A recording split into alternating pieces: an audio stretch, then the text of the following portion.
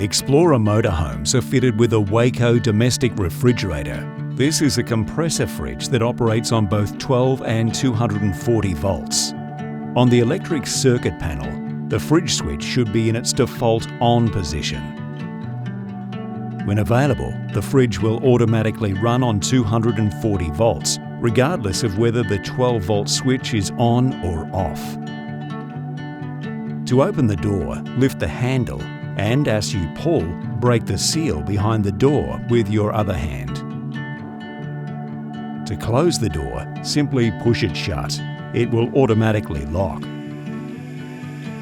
If the fridge is not in use, the door also has a vent setting to allow air in. Just inside to the left, you'll find the on-off switch and temperature control switches. Running at a lower setting will use less power and reduce icing up in the fridge.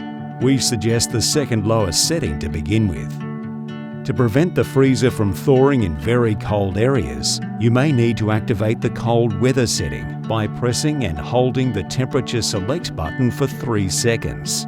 You'll know it's activated when the LED above the switch comes on.